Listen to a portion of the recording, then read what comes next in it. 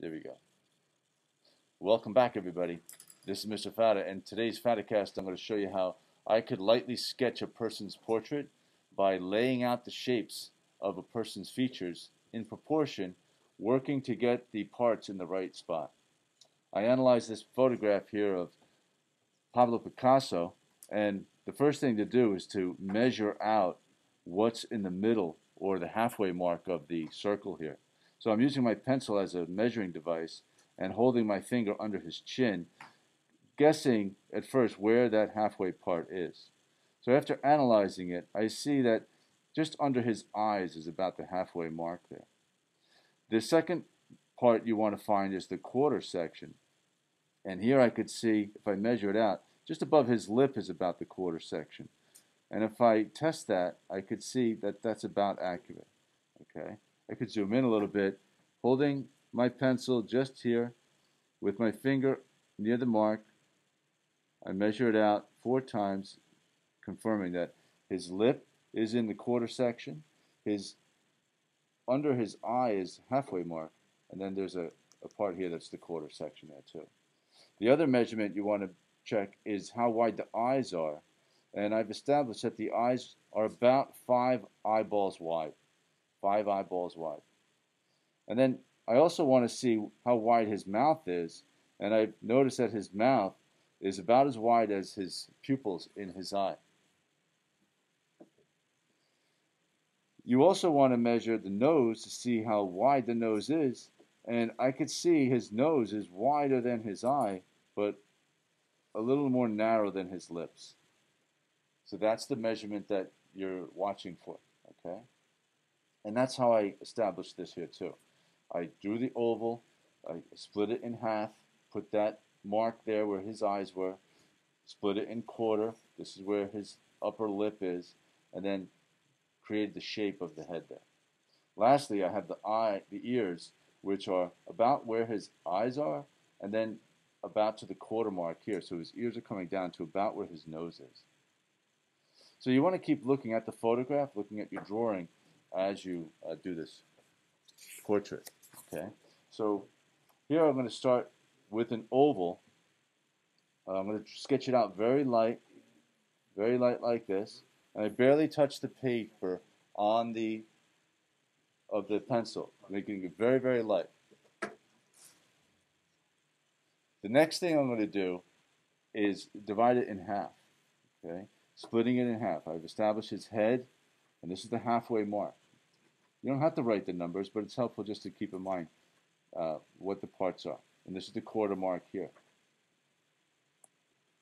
So now I've established that his eyes are about above the halfway mark, and that I could fit about 5 eyes wide. So I'm just lightly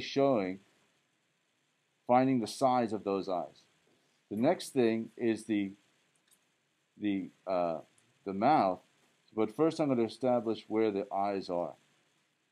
I look at the shape of the eyes. I see the bottom arc is very low, and then the top is arched more, like that. So now I could decide and find out where his irises are. So then I could figure out where the mouth goes. In the center of the eyes is about where the edge of the lip is going to be, here. And that's about as wide as the lip is going to be. And the top of the lip is going to be about this quarter mark here. So I'm going to start with this kind of narrow little football shape here.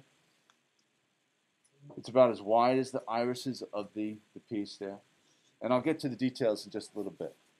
Okay, but before we do that, I'm going to establish where the nose is. So the nose is about as wide as the eyes, a little wider than this space here. So I'm going to drop a line from the eye section there, and then establish that part there. The next is the dip of the nose, with the front part of the nose here, and that attaches to the nostrils of the nose. The nostrils could be just like this little drop, this little raindrop, like that we practiced that separately. So now I could go into a little more detail. I perhaps want the ears next. The ears are about as high as the eyes are, and then they come down to about where the nose is. So I make these little marks to establish that. And then I could draw the shape a little more accurately like this. You want to keep your sketching very light. Don't sketch too dark. Keep it light so that you can make changes. You could move things around. You could erase stuff. So the next thing I'm going to draw is the shape of his head. He has a wider head up on top, and his chin comes down to more narrow. So from here, I could see that the above his ears is a little wider than his temple. Then I'm going to sketch lightly back and forth. When you're drawing a symmetrical object, it's important to go back and forth from side to side. Okay, back to forth and side to side. So I'm going to sketch a little bit over here, then sketch a little bit over here. Okay, just like that. And then I'm going to come down here and make his chin a little more narrow. And again, work from side to side, looking at the picture, looking at the photo, and looking at the shape of the face. Now this portrait here has a lot of other lines that I'm going to include in here. And as you recall, the eyes are several lines together. So here's his eyelid, and then there's also the eyelid, that the part that folds in there like this. Then there's the under eyelid. We looked at this.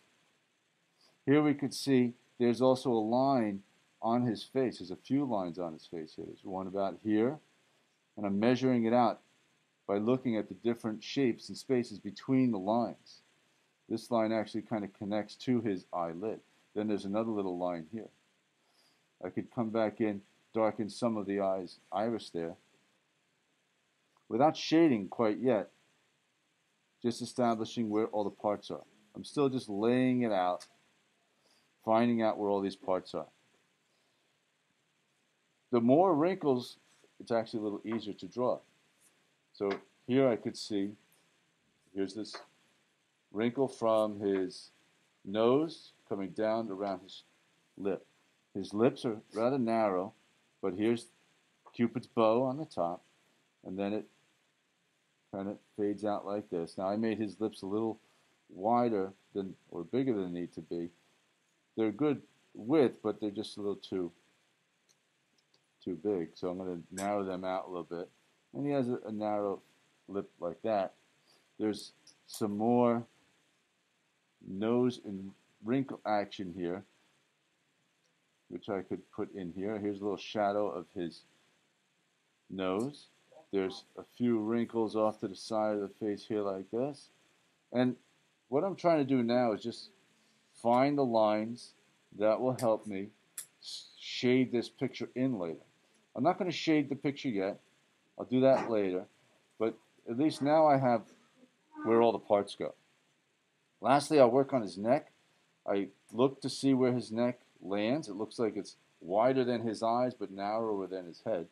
Over here on this side, he's turned his head slightly, so it's right almost next to his eye here. I don't see a lot of the neck because he has this collar here. So I'll put this here next. Here's the V of the collar. I try to look for the basic shapes that I see in the collar. And just lay out the shoulders like that. You don't need the whole body. You just want the chest and the shoulders. The shoulders should be about half the width of the head. So the shoulders are going to be about half wide, like that. So I'm going to stop there.